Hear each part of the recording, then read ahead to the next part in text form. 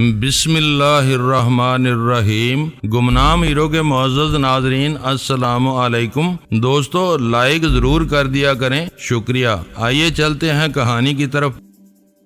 کوئی بات نہیں، میرا خیال ہے اس بارے میں زیادہ تردد کی ضرورت نہیں ہے، بس اب اٹھ جائیں۔ کیا کچھ ہے آپ کے پاس؟ میں نے اپنی انگوٹھی اتار کر ان کے سامنے رکھ دی۔ اس پر میرا نام لکھا تھا، وہ بہت دنوں سے میرے ہاتھ میں تھی۔ ویسی ہی ایک انگوٹھی بہت عرصہ پہلے آبی نے بھی بنوائی تھی، دونوں پر ہمارے نام کا مخفف تحریر تھا۔ انگوٹھی ستناجا صاحب نے اٹھا لی اور اس پر لکھا نام پڑھ کر بولے، ہاں یہ ٹھیک رہے گی، اس کو کسی بھی لاش کی انگلی میں پہنا دیں گے، مگر سوال یہ ہے کہ ان لاشوں کو روندا کیسے جائے تاکہ کوئی اسے پہچان نہ سکے۔ میری توہین نہیں ہونی چاہیے ستناجا صاحب، میں تو مر ہی چکا ہوں، مگر میرے مردے کو خراب نہیں ہونا چاہیے۔ میں نے مسکراتے ہوئے کہا، چھوڑیں جی، یہ بھی کوئی بات ہے، آئیں میرے ساتھ۔ یہ کہہ کر انہوں نے ڈرائنگ روم سے مجھے اٹھایا اور باہر نکل کر جیپ میں جا بیٹھے۔ وہ جیپ انہیں سرکاری طور پر ملی تھی اور اس پر وہ دور دراز کا سفر کر جاتے تھے۔ فیروز والا پہنچ کر وہ سیدھے تھانے جا پہنچے۔ تھانے دار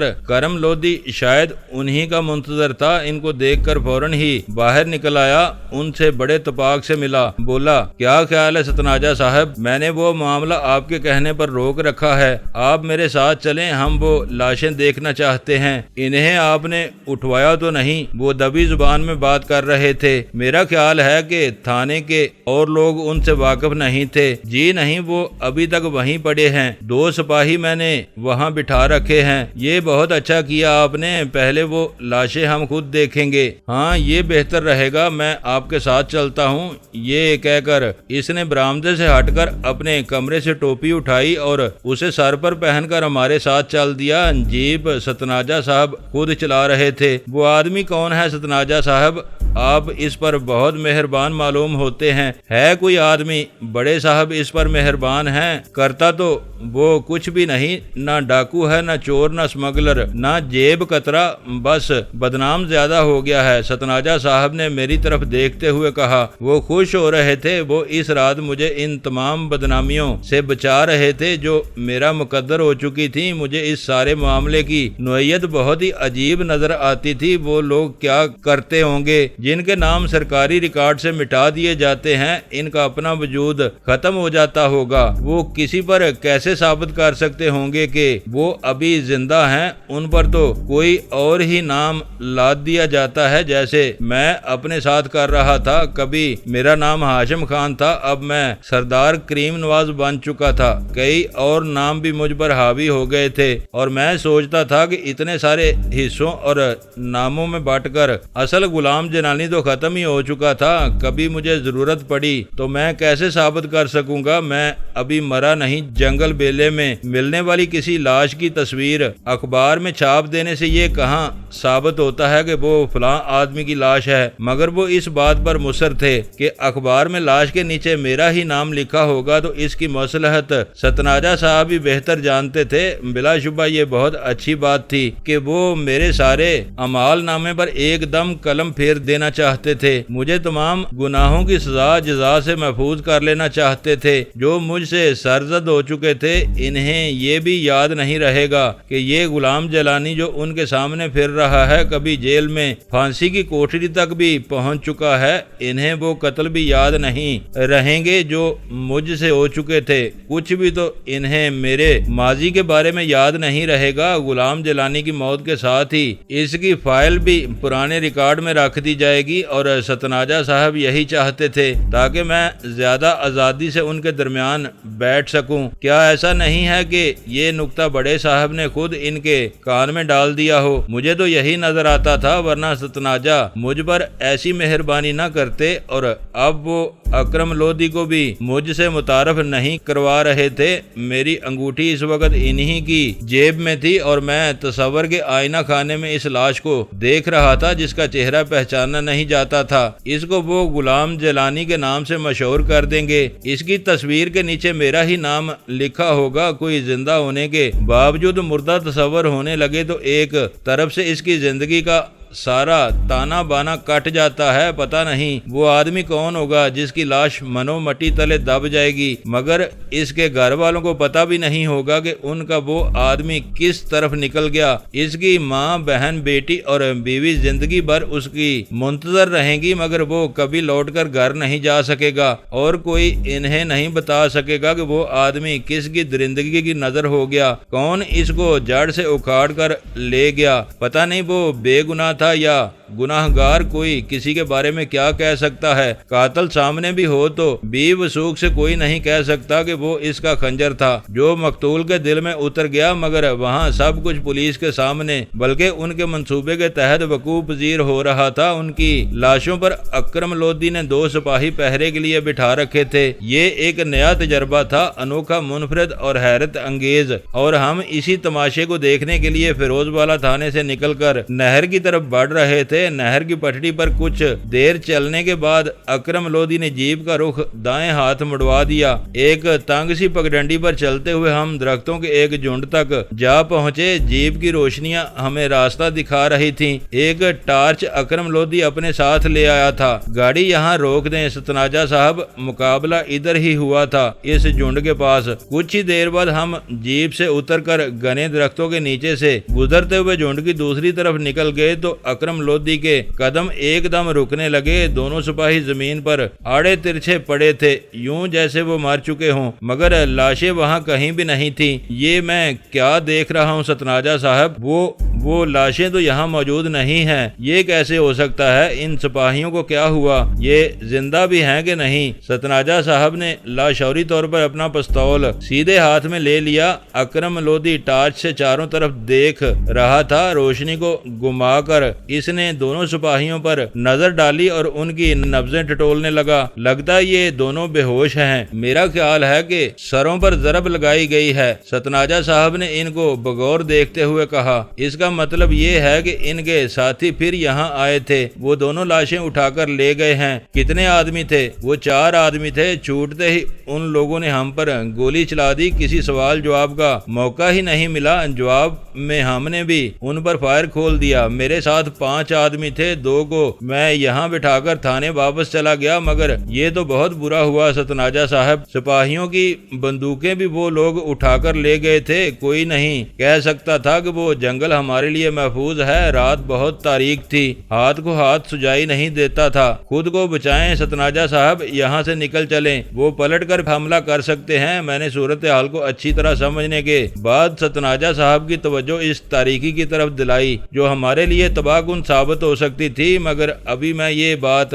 کہہ ہی رہا تھا کہ اچانک اندھیرے میں کسی نے عقبی سمت سے گولی چلا دی۔ جنگل اس گولی کی آواز سے لرز اٹھا۔ میں نے ستناجا صاحب کو ایک دم نیچے گرا دیا۔ دوسری گولی ہمارے وجود کو چیر سکتی تھی۔ اوے اکرم لودھی، تو بچ کر نہیں جا سکتا ہے، کسی نے تھانے دار کو للکارتے ہوئے بلند آواز میں کہا۔ تو ہمارے 2 آدمی مار چکا ہے، یہاں ہم تیرے ہی انتظار میں بیٹھے تھے۔ اس کے ساتھ ہی تڑ تڑ کی آوازیں آنے لگیں۔ وہ لوگ اندھیرے میں آگے بڑھ رہے تھے۔ اکرم لودھی کے حوصلے کی میں داد دیتا ہوں۔ پستول اس نے سیدھے ہاتھ میں پکڑ لیا تھا۔ ایک درخت کی اوٹ لے کر اس نے ان آوازوں کی سمت اندھا دھند گولیاں چلائیں، مگر اپنے مد مقابل کے اصل ٹھکانے کا تو اسے بھی علم نہیں تھا۔ وہ اسے نظر نہیں آ رہے تھے، مگر اس کی گولیوں کا یہ اثر ہوا کہ ذرا دیر کے لیے دوسری طرف سناٹا سا چھا گیا۔ میں اور ستناجا صاحب ابھی تک زمین پر لیٹے تھے، آوازیں اب قریب ہو گئی تھیں۔ وہ ہمیں للکارتے ہوئے آگے بڑھ رہے تھے۔ وہ ایک ہلا پھر ان لوگوں نے اکرم لودھی کو للکارتے ہوئے 2 گولیاں چلائیں، مگر اندھیرا ان کے لیے بھی اتنا ہی دبیز تھا۔ وہ بھی بہت محتاط انداز سے اپنا حلقہ ہمارے گرد تنگ کر رہے تھے۔ میرا اندازہ یہی تھا کہ گولیاں صرف ایک ہی آدمی چلا رہا تھا، پتہ نہیں ان کی تعداد کیا تھی۔ اگر یہ بات مجھے معلوم ہوتی تو ان سے نمٹنا زیادہ آسان ہوتا۔ آپ ادھر ہی لیٹے رہیں، یہ کہہ کر میں نے پستول سیدھے ہاتھ میں لے لیا اور زمین پر گھسٹتے ہوئے ایک درخت کی اوٹ میں جا پہنچا۔ اب وہ آدمی مجھ سے زیادہ دور نہیں تھا جس کی اسٹین گن ہمارے لیے تباہ کن ثابت ہو رہی تھی۔ دوسرے لوگ مجھے بھی ابھی تک نظر نہیں آئے تھے۔ سامنے آ اوے اکرم لودھی، میں تجھے زندہ واپس نہیں جانے دوں گا۔ اس آدمی نے پھر تھانے دار کو للکارا، اس کی آواز ہی اس کے لیے مصیبت بن گئی۔ میں سمجھ چکا تھا کہ میرے اور اس کے درمیان فاصلہ کتنا ہے۔ جیسے ہی اس نے آواز بلند کی، میں نے پستول کی نال بلند کی اور اس میں سے 2 گولیاں چلا دی، مگر وہ اتنا بے خبر نہیں تھا۔ وہ ایک دم زمین پر لیٹ گیا۔ گولیاں اس کے اوپر سے گزر گئیں۔ عین اس وقت دوسرے آدمی نے میرے پستول سے نکلتے شعلوں کو دیکھ کر مجھ پر گولی چلا دی، مگر یہ اس کی بھول تھی۔ مجھے ان شعلوں کا احساس تھا۔ میں فوراً ہی اپنی جگہ سے ہٹ چکا تھا۔ گولیاں سیدھی درخت کے تنے میں لگیں اور بجھ گئیں۔ ان کی زندگی ہی کتنی ہوتی ہے۔ اب وہ بہت زیادہ محتاط ہو گئے تھے۔ عین اس وقت مجھے اپنے سامنے روشنی نظر آنے لگی۔ ستناجا صاحب اس ذرا سی مہلت سے فائدہ اٹھا کر جیپ تک جا پہنچے تھے اور انہوں نے اس کی ہیڈ لائٹس جلا دی تھیں۔ میں اس گھڑی درخت کی اوٹ میں کھڑا تھا۔ روشنی ہوئی تو سامنے کا سارا منظر اجالے میں نہا گیا۔ وہ 2 آدمی تھے اور دونوں ہی اسٹین گنوں سے مسلح تھے۔ روشنی کی اس ذرا سی مہلت سے فائدہ اٹھا کر ستناجا صاحب نے اپنا پستول ان پر داغ دیا۔ وہ بے خبری میں مارے گئے تھے۔ ابھی وہ پلٹ بھی نہیں سکا تھا کہ گولی اس کے پہلو میں گھس گئی اور وہ اسٹین گن سمیت زمین پر لڑک گیا۔ دوسرے آدمی نے اپنے ساتھی کا یہ حال دیکھا تو وہ پاگلوں کی طرح جیپ کی طرف گولیاں برسانے لگا، مگر اسے زیادہ مہلت نہیں ملی۔ میں سامنے ہی تو تھا۔ جیسے ہی وہ پلٹا، میں نے گولی اس کی گردن میں سے گزار دی۔ وہ بھیانک چیخ مار کر اچھلا اور پھر اوپر نہیں اٹھ سکا۔ موت نے اسے وہیں آ لیا تھا۔ وہ جنگل ان کے لیے ہلاکت کا سامان بن گیا تھا۔ جیسے ہی وہ آدمی نیچے گرا، ستناجا صاحب جیپ سے ہٹ کر اس کی طرف دوڑے، مگر اس طرح جیسے کوئی چیتا 1000 احتیاطیں بروئے کار لا کر شکار کی طرف بڑھتا ہے۔ اس عرصے میں اکرم لودھی بھی درخت کی اوٹ چھوڑ کر آگے نکل آیا، مگر اس کی موت نے اسے مہلت نہیں دی۔ نیچے گرے ہوئے آدمی نے نزع کے عالم میں اپنے انتقام کی آگ بجھانے کے لیے اسٹین گن اٹھائی اور میرے سامنے اس نے اکرم لودھی کو چھلنی کر دیا۔ میری اور ستناجا صاحب کی گولیاں ایک ساتھ چلیں۔ وہ وہیں بجھ کر رہ گیا، مگر اس کی گولیاں اپنا کام کر چکی تھیں۔ اکرم لودھی چیختا ہوا پیچھے ہٹا اور پھر دڑام سے زمین پر جا گرا۔ اس جوان کی موت واقعی پولیس مقابلے کی موت تھی۔ میں اور ستناجا صاحب دوڑ کر اس کے پاس پہنچے، مگر وہ اس وقت تک آخری ہچکی لے چکا تھا۔ گولیاں سب کی سب اس کے وجود کے اندر گہری دھنس گئی تھی۔ موت نے اسے اپنے دریدہ بدن کو سمیٹنے کی بھی مہلت نہیں دی۔ اس کا منہ درد کی شدت سے کھلا کا کھلا رہ گیا تھا۔ پستول اس کے ہاتھ سے چھوٹ کر دور جا پڑا تھا۔ یہ کیا ہو گیا ہے جلانی صاحب؟ میں اس لیے تو ادھر نہیں آیا تھا۔ ستناجا صاحب نے اکرم لودھی کی کھلی آنکھیں بند کر دیں۔ میں وہاں سے ہٹ کر ان آدمیوں کی طرف نکل گیا جن کی آوازوں سے تھوڑی دیر پہلے جنگل دہل رہا تھا۔ وہ اکرم لودھی سے انتقام لینا چاہتے تھے اور اپنے اس منصوبے میں وہ بہت کامیاب رہے تھے، مگر یوں کہ بدلے کی دھن میں وہ اپنی بھی جانیں گوا بیٹھے تھے۔ پتہ نہیں ان 2 سپاہیوں کو انہوں نے قتل کیوں نہیں کیا تھا۔ سوچتے ہوں گے کہ ان کا کیا ہے، یہ تو محض حکم کے پابند ہیں۔ ان میں سے ایک کی لاش ادھڑ گئی تھی۔ اتنی گولیاں اس پر چلی تھیں کہ اس کا بدن چھلنی ہو رہا تھا۔ اتنے میں ستناجا صاحب بھی وہاں آ گئے۔ حیرت ہے کہ وہ اپنے ہوش و حواس کھو نہیں بیٹھے تھے۔ انہوں نے دونوں آدمیوں کی تلاشی لی، مگر ان کی جیبوں سے سگریٹ، ماچس اور 450 روپوں کے سوا کچھ نہیں نکلا۔ اپنی شناخت ان لوگوں نے بھی ساتھ نہیں رکھی تھی۔ وہ بھی اس جنگل میں بے نشان ہی پہنچے تھے۔ شاید ان کے استاد نے انہیں یہی بتایا ہو۔ دونوں بہت پلے ہوئے مضبوط قد کاٹ کے آدمی تھے۔ شاید وہ دونوں بھائی تھے۔ بال ان کے گنگریالے تھے اور دونوں نے ایک ہی طرز کی مونچھیں پال رکھی تھیں۔ ستناجا صاحب نے وہ رقم ان کی جیبوں ہی میں رہنے دی اور انگوٹھی نکال کر انہوں نے ایک آدمی کی انگلی میں پہنا دی۔ مرنے کے بعد یہ آدمی غلام جلانی بن گیا ہے۔ ایسا نہ کریں ستناجا صاحب، مجھے وحشت ہوتی ہے۔ وحشت اس جنگل میں اور کیا ہوگا؟ یہ کہہ کر انہوں نے جیب سے ایک کاغذ نکالا اور اس کو 2 حصوں میں کاٹ کر ایک کو انہوں نے قلم نکال کر کچھ لکھنا شروع کر دیا۔ جیپ کی ہیڈ لائٹس میں وہ منظر مجھے بڑا ہی ہولناک دکھائی دیتا تھا۔ یہ کیا کر رہے ہیں؟ اس کو غلام جلانی بنا رہا ہوں، یہ کہہ کر انہوں نے کاغذ کا ایک پرزہ مجھے دے دیا، بولے اسے پڑھ لیں، یہ اس کی جیب میں رہے گا۔ اس رکے پر ستناجہ صاحب نے ہاتھ ٹیڑھا کر کے لکھا تھا، پیارے غلام جیلانی، تم آج رات ہمیں فیروز بالا میں ٹھنڈی رکھ میں ملو، اپنے اوزار وغیرہ ساتھ لیتے آنا، ایک زبردست پروگرام تمہارا منتظر ہے، اسلم آبی کو بھی ساتھ لے آنا، یہ بہت ضروری ہے، وقت تمہارا، علیہ گرداری۔ یہ خط ہے جو غلام جیلانی کو علیہ گرداری نے لکھا اور وہ سیدھا ٹھنڈی رکھ پہنچ گیا۔ یہ کہہ کر انہوں نے وہ رکا دوہرا کر کے سامنے پڑے آدمی کی جیب میں ڈال دیا، اور پھر میں یہ دیکھ کر حیرت زدہ رہ گیا کہ ستناجہ صاحب نے جیپ کی ہیڈ لائٹس بند کر دی، اور پھر وہ اس لاش کی طرف لپکے جو اب اندھیرے میں مجھے نظر نہیں آتی تھی۔ ایک موٹا سا ڈنڈا ان کے ہاتھ میں تھا۔ یہ کیا کر رہے ہیں آپ؟ اس کا چہرہ مسخ کر رہا ہوں جیلانی صاحب، یہ ہمارا پروگرام تھا۔ کوئی 10 منٹ بعد انہوں نے اکرم لودھی کی ٹارچ جلا دی۔ میرے سامنے پڑے آدمی کا چہرہ انہوں نے بری طرح مسخ کر دیا تھا، اتنا کہ اب اس کا پہچان لینا کسی کے بس کی بات نہیں تھی۔ یوں لگتا تھا جیسے کسی جانور نے اس کو بمبوڑ ڈالا ہو۔ آؤ اب واپس چلتے ہیں، موت برحق ہے اور اس سے کسی آدمی کو مفر نہیں، مگر اکرم لودھی کا کیا کریں؟ اس کو اٹھا لینا چاہیے۔ نہیں، یہ سارا کام پولیس کر لے گی، ہمیں اب یہاں کچھ نہیں کرنا ہے۔ یہ کہہ کر وہ جیپ کی طرف بڑھ گئے۔ مجھے بھی مجبوراً ان کا ساتھ دینا پڑا۔ جب وہ جیپ کو وہاں سے ہٹا کر نہر کی پٹڑی پر جا چڑھے تو بولے، کبھی کبھی آدمی کو حیوان بھی بننا پڑتا ہے، مگر اس مردے کی بے حرمتی تو بہت ضروری تھی سردار کریم نواز صاحب، ورنہ لوگ اسے پہچان لیتے۔ ان کا چہرہ اتنا کرخت ہو گیا تھا کہ مجھے ان سے خوف آنے لگا تھا۔ ان جیسا آدمی میں نے آج تک نہیں دیکھا تھا۔ وہ اتنے بڑے عہدے پر فائز تھے کہ میں سوچ بھی نہیں سکتا تھا کہ وہ اس قدر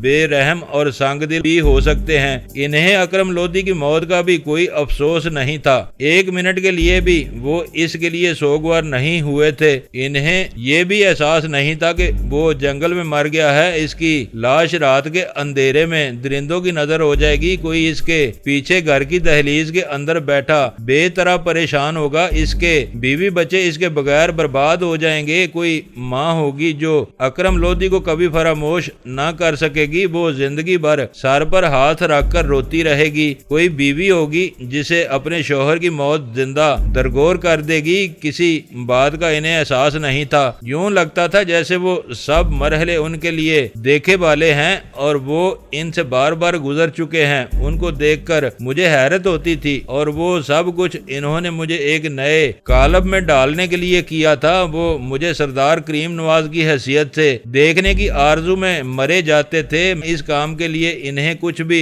کرنا پڑتا وہ کر جاتے، اور وہاں اس ٹھنڈی رکھ میں تو انہوں نے مردوں کی شناخت ہی بدل دی تھی اور اپنے ایک اہم عہدے دار کو خود مرتے ہوئے دیکھا تھا۔ اس سے زیادہ تو انہوں نے کچھ نہیں کیا تھا، مگر میرے لیے وہ سب کچھ ایک اچنبے سے کام نہیں تھا۔ جب ہم فیروز والا پہنچے تو وہ بولے، یہ جیپ اپنے ساتھ لے جائیں اور سیدھے اپنی کوٹھی چلے جائیں، میں رات ادھر ہی گزاروں گا۔ کیا مطلب؟ یعنی ہاں مجھے یہاں ہی رہنا چاہیے۔ اکرم لودھی مر گیا ہے، 4 آدمی وہاں موت کے گھاٹ اتر گئے ہیں اور میں موقع کا گواہ ہوں اور پولیس افسر بھی ہوں۔ ٹھیک ہے، اب آپ جائیں۔ یہ کہہ کر وہ جیپ سے اتر گئے۔ سٹیئرنگ انہوں نے میرے ہاتھ میں دے دیا تھا۔ میں ہکا بکا ہو کر ان کے کہنے کے مطابق جیپ ساتھ لے کر سیدھا لاہور جا پہنچا۔ وہاں میرا اب کوئی کام نہ تھا، مجھے اپنے ہی گھر پر یہ رات گزارنی چاہیے تھی۔ میرے وجود کی ساری سلبٹیں کھل گئی تھیں۔ میں شاید واقعی سردار کریم نواز بن چکا تھا۔ غلام جیلانی کو میں شاید جنگل میں دفن کر آیا تھا۔ میرے پاؤں میں بندی چموٹی کا چمڑا ادڑنے لگا تھا۔ میں ایک نئے کالم میں ڈال رہا تھا۔ اب کوئی ایسا نہیں تھا جو مجھے غلام جیلانی کہہ سکے، اور شاید اسلم آبی بھی وہی رہ گیا تھا۔ ستناجہ صاحب نے ایک تیر سے 2 شکار مار لیے تھے۔ آبی کو بھی انہوں نے پولیس کے ریکارڈ سے ہمیشہ کے لیے نکلوا دیا تھا، وہ بھی اب بڑے اطمینان سے زندگی گزار سکے گا۔ ستناجہ صاحب نے ہماری ساری ہی مشکلیں آسان کر دی تھیں، مگر میری سمجھ میں نہیں آ رہا تھا کہ یہ سب کچھ انہوں نے کیوں کیا۔ آخر انہیں ہم سے ایسی کیا ہمدردی ہے؟ کوئی کسی کے لیے یوں تو جان سپاری اور جان نثاری کا مظاہرہ نہیں کرتا۔ حیرت مجھے یہ تھی کہ آخر ان کے ذہن میں علیہ گراری کا نام کیسے آیا؟ کیا وہ جانتے تھے کہ وہ لوگ اس کے ساتھی ہیں؟ اس آدمی کو جس کی سارے صوبے میں دھوم مچی تھی بہت بدنام آدمی تھا۔ وہ کئی قتل اور کئی ڈاکے پولیس نے اس کے کھاتے میں ڈال رکھے تھے، مگر وہ اب تک اس کی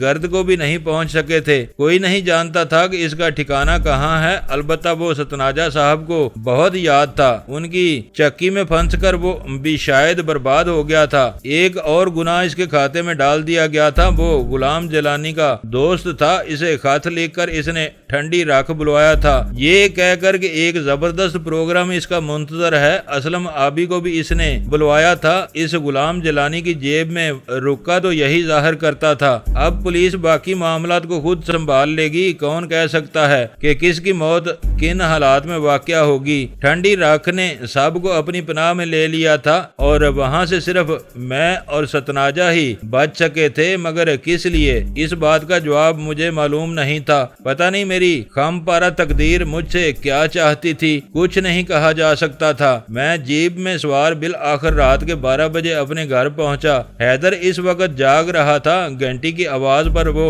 فوراً ہی باہر آ گیا اور گیٹ کھول کر بولا، آپ کہاں چلے گئے تھے؟ سردار صاحب، میں تو سخت پریشان تھا۔ کیوں پریشان تھا تو؟ یہ عورتوں ایسی عادتیں چھوڑ دے، کوئی کسی کے لیے پریشان نہیں ہوتا ہے۔ حیدر، میں نے جیپ کو گیٹ سے گزارتے ہوئے کہا۔ حیدر بن رہا تھا، مجھ پر یہ ظاہر کر رہا تھا جیسے وہ واقعی بہت پریشان رہا ہو۔ یہ بھی ان کا حق ہے جو آپ کی پناہ میں ہوتے ہیں، انہیں آپ سے زیادہ آپ کی فکر ہوتی ہے۔ کم از کم اس کے انتظار میں وہ غفلت نہیں برتتے اور اس کا اچھا اثر پڑتا ہے۔ آپ سوچتے ہیں کہ آپ کے پیچھے کوئی تو ایسا ہے جو آپ کو یاد کرتا ہے، آپ کی سلامتی کی دعائیں کرتا رہتا ہے، اور یہ اچھی بات ہے۔ اس سے آدمی کا حوصلہ بڑھتا ہے، اسے کارزار حیات میں زیادہ دلجمی سے کام کرنے کا موقع ملتا ہے۔ لباس تبدیل کر کے میں اسی وقت بستر میں جا گھسا۔ حیدر بہت پوچھتا رہا کہ میں چائے پی لوں، قہوہ پسند ہو تو وہ بنا دے، مگر میں نے اسے ٹال دیا۔ مجھے تنہائی کی ضرورت تھی، ایسی تنہائی کی جو مجھ پر ماضی اور مستقبل کے سارے راز عیاں کر دے۔ میں بستر پر لیٹ کر بہت دیر تک صورتحال کی اس نئی ڈگر پر غور کرتا رہا، مگر میری سمجھ میں کچھ نہیں آیا۔ ستناجا صاحب کا رویہ میرے لیے بدستور حیرت انگیز تھا۔ ان کو سمجھ لینا کسی کے بس کی بات نہیں تھی۔ میں نہ ان کے ماضی سے واقف تھا نہ حال سے، مگر جو کچھ وہ کر رہے تھے وہ بڑا ہی پریشان کن تھا۔ اگلا پورا دن میں نے اسی طرح بستر میں لیٹے لیٹے گزار دیا۔ حیدر سارا دن میری خدمت میں لگا رہا۔ حالت میری یہ ہو گئی تھی کہ میں کسی کو فون بھی نہ کر سکا، یوں بے حس و حرکت ہو کر بستر پر لیٹا رہا جیسے زندگی ساکن ہو گئی ہو۔ میں سانس بھی لیتا تھا تو اس پر دوہری دھار کے خنجر کا شبہ ہوتا تھا۔ پچھلی رات کا ہولناک منظر بار بار میرے ذہن میں ابھرتا تھا۔ پتہ نہیں وہ کون لوگ تھے، کیا کرنے جا رہے تھے، مگر ان کی لاشیں ہی وہاں رہ گئیں، اور وہ بھی اس طرح کہ ان کی شناخت ہی بدل دی گئی تھی۔ ان کے مسخ چہرے ٹھہر ٹھہر کر میرے تصور میں ابھرتے تھے۔ ستناجا صاحب نے کمال کر دیا تھا،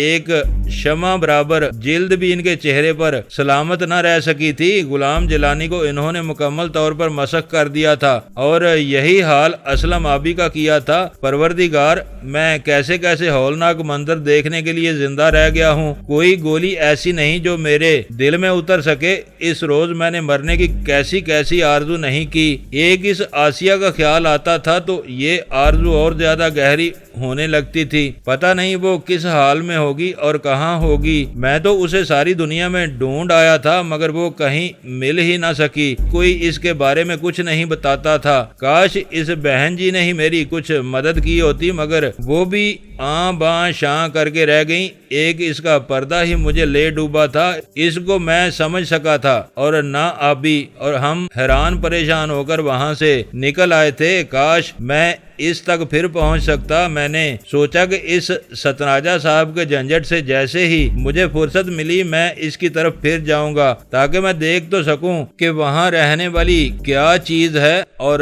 پردے کی وہ اتنی زیادہ پابند کیوں ہے۔ اس کا اتا پتہ مجھے اپنی اسیری کے دوران ملا بھی تھا مگر فوزیہ نے وہ بھی برباد کر دیا۔ میرا خیال ہے کہ بہن جی کے کسی آدمی نے وہ رکا اس کھانے کے اندر رکھوا دیا تھا جس کا علم فوزیہ کو نہ ہو سکا۔ وہ مجھے بتا نہ دیتی کہ بہن جی کے آدمی اس سے ملے تھے، وہ کچھ تو ضرور ہی بتا دیتی مگر میری وہ کوشش بھی ناکام ہو گئی۔ اگلے دن صبح سویرے حیدر اخبار لے آیا، وہ اس کے فرنٹ صفحے ہی میں گم تھا۔ بولا حد ہو گئی سردار صاحب، یہ دیکھیں، خبر پڑھیں۔ یہ کہہ کر اس نے اخبار میرے سامنے ڈال دیا۔ ٹھنڈی رکھ کا قصہ بالآخر چھپ گیا تھا۔ پچھلی رات تو انہیں خبر بھی نہ ہو سکی ہوگی مگر اب غلام جیلانی اور اسلم آبی کی مسخ شدہ لاشیں میرے سامنے تھیں۔ ایک طرف اکرم لودھی مرا پڑا تھا، دونوں سپاہی بھی بے ہوش تھے۔ سب کی تصویریں چھپی تھیں اور وہ سارے کا سارا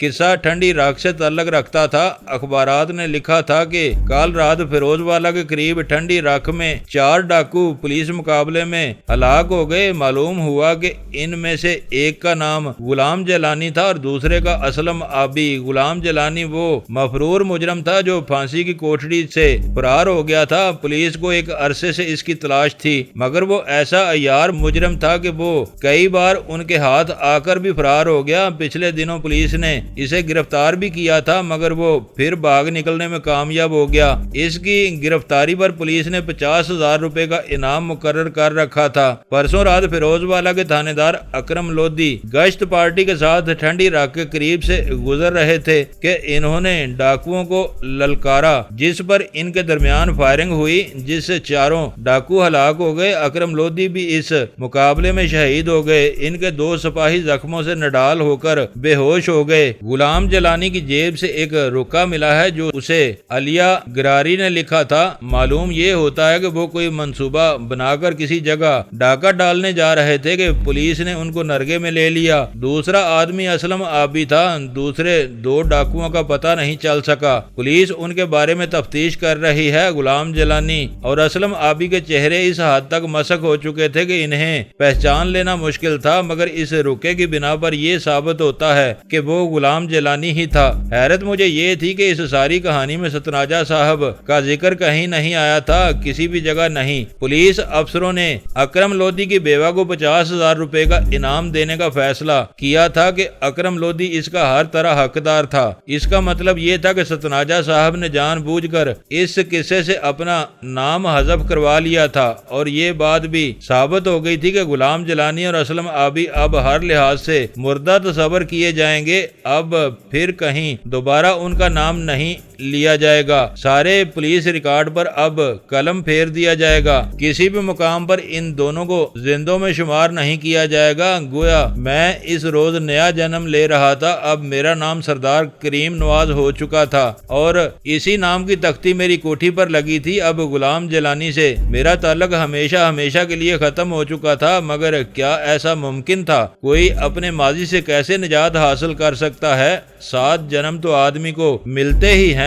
ہندو دیو مالائیں تو اور بھی بہت کچھ بتاتی ہیں۔ سنا ہے 8ویں جنم میں تقدیر بھی اس کا ساتھ چھوڑ دیتی ہے۔ شاستروں میں یہی لکھا ہے۔ پھر وہ سانپ بنے کے ریچھ، اس سے کسی کو کوئی غرض نہیں ہوتی۔ کیا میں بھی 8ویں جنم میں پہنچ چکا تھا؟ میں زندہ تھا، میرا ماحول وہی تھا، وہ ماں بھی زندہ تھی جس نے مجھے جنم دیا، وہ معاشرہ بھی اپنی تمام تر علائشوں کے باوجود زندہ تھا جس نے مجھے پالا تھا۔ پھر وہ کیسے سمجھ لیں گے، کیسے برداشت کر لیں گے کہ یہ شخص جو اب سردار کریم نواز کہلانے لگا تھا وہی چہرہ لے کر پھر ان کے سامنے پھرتا رہے جس کو وہ مردہ سمجھ رہے ہیں۔ اخبار میں نے الگ ڈال دیا۔ حالات میرے ساتھ عجیب سی لپاٹگی کھیلنے لگے تھے۔ ابھی ستناجہ صاحب کی جیب سے میرے ہی پاس تھی، بیچ میں سے اتنا سارا وقت گزر گیا تھا مگر انہوں نے ابھی تک مجھے فون بھی نہیں کیا تھا۔ پتہ نہیں وہ کیا سوچ رہے تھے، اب تک انہوں نے گاڑی کیوں نہیں منگوائی تھی۔ اس بات کا ذکر انہوں نے بڑے صاحب سے بھی ضرور کیا ہوگا۔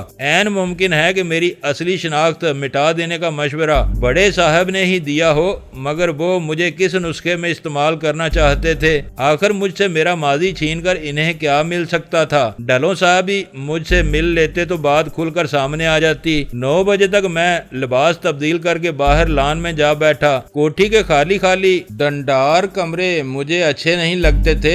حیدر بڑی جی جان سے میری خدمت میں لگا رہتا تھا۔ میرے بوٹ بھی اس نے چمکا دیے تھے اور لباس بھی اس نے مجھے بے داغ پہنا دیا تھا۔ وہ پوچھتا ہی رہا کہ میرے کندھے پر زخم کیسے آیا ہے، مگر میں نے اسے ٹال دیا۔ اس کی باتوں سے مجھے محسوس ہوتا تھا کہ وہ مجھ سے کوئی خاص بات کہنا چاہتا ہے، مگر کسی ایسے موقع کی تلاش میں تھا جب وہ اطمینان سے ساری بات کہہ سکے جو اس کے ذہن میں افراتفری مچا رہی ہے۔ تھا وہ بہت ہی سادہ لو آدمی اور اب وہ خود کو ہمیشہ کے لیے میرے لیے وقف کر چکا تھا، مگر میرے اپنے جمیلے اتنے زیادہ تھے کہ میں اس کو سامنے بٹھا کر اس کے وجود کو نہ کھول سکا۔ میں نے سوچا میں آج رات اس سے عالیہ کے بارے میں وہ سب کچھ پوچھ لوں گا جو اسے معلوم ہے۔ کوئی 9:15 بجے اچانک گیٹ پر ایک کار آ ٹھہری۔ لان سے گیٹ کا منظر صاف نظر آتا تھا۔ کار کا دروازہ کھلا تو معلوم ہوا کہ سامنے ستناجا صاحب کھڑے ہیں۔ حیدر نے دوڑ کر گیٹ کھولا تو وہ کار کو وہیں چھوڑ کر اندر آ گئے۔ وہ اس وقت وردی میں نہیں تھے، یوں لگتا تھا جیسے وہ یوں ہی ٹہلنے کے لیے نکلے ہیں۔ میں اٹھ کر ان سے بڑے اتفاق سے ملا۔ وہ مجھ سے ہاتھ ملا کر چھوٹتے ہی بولے، آپ نے آج کا اخبار پڑھا ہے؟ جی ہاں، یہ میرے سامنے ہی رکھا ہے۔ آپ کے کارنامے کی تفصیل میں نے پڑھ لی ہے۔